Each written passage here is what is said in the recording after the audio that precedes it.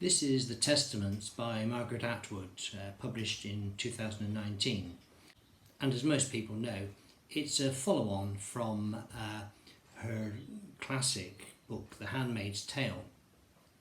I read The Handmaid's Tale about 30 years ago in deep midwinter on a walking holiday over Christmas on the Greek island of Naxos. And I read The Remains of the Day, another book which I think is brilliant.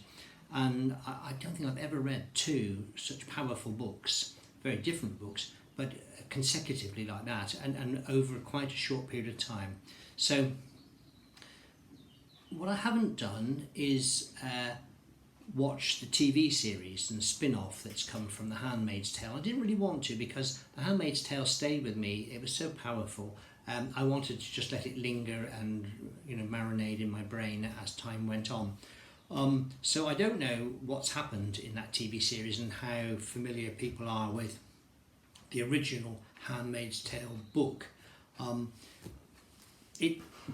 I suppose everybody who's interested in it does know that Atwood depicted a theocracy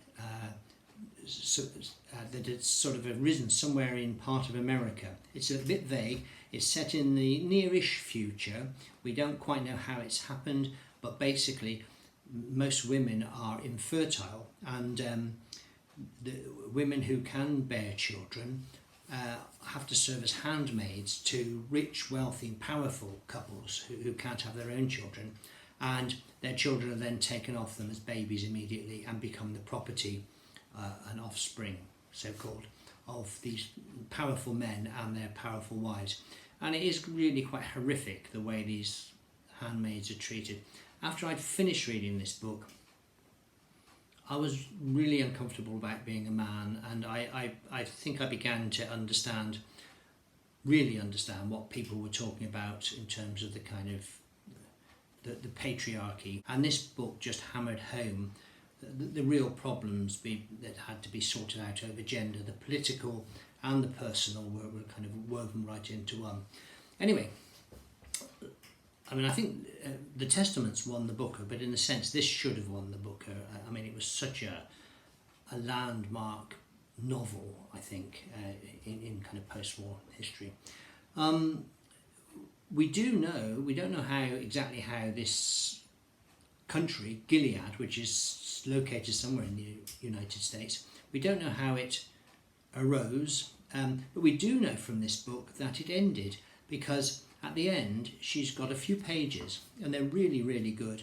They're a kind of academic symposium, and it says, this is a partial transcript of the proceedings of the 12th Symposium Gileadian Studies, held as part of the International Historical Association Convention, which took place at the University of Denay, Nunavut, on June the 25th, 2195.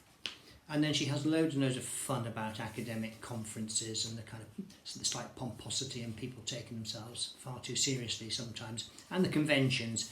She has fun with that, but also it's deadly, deadly serious. The people in the future are trying to understand how Gilead could possibly have arisen and how it eventually fell.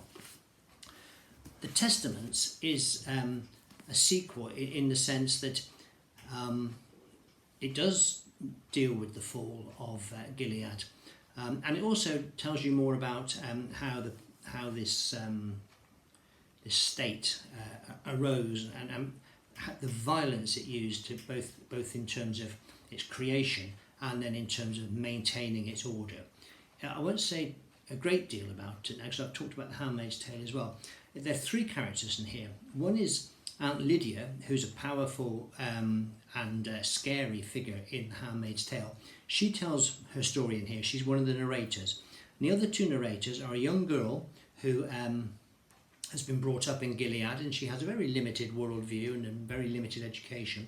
And then another girl who's living in Canada, and she's living with a group of, they're called terrorists in Gilead, but they're actually people trying to smuggle people out of Gilead, but smuggle women out of Gilead and girls. And they even refer to what they're doing as an underground railroad. So it has that kind of link with Colson Whitehead's book of the same name, which I may discuss on this channel. So these three characters tell their stories, and they're drawn closer and closer together. They don't know each other at the beginning, but they're drawn closer and closer together. And it's a rip-roaring adventure story in a sense. It really does move along, and it builds to a real climax at the end, and it's a real kind of it is an adventure story. All that's really, really well done. There's humour in it. I mean, in amongst all the horror and awfulness, and of course, what Atwood never refers to, but kind of you can't escape in a contemporary reader's mind, is the resurgence of the Taliban in Afghanistan, which is just going on as I'm talking now, and also what the American politics went through in the last decade, and the kind of the threat of certain populist governments around the world. She also has a symposium. She finishes the book with another symposium, and it's from this same association I mentioned just now, but a couple of years further on.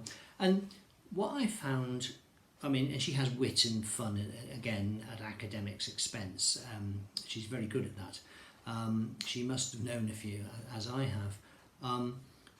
But what I found incredibly powerful was they've got these people are researching historical documents. They're doing what, because historical researchers always do, and they're trying to kind of piece together a knowledge of Gilead. A lot of the important documentation was destroyed as the state fell, as kind of those countries and regimes do. They start destroying all the evidence of what they've been up to.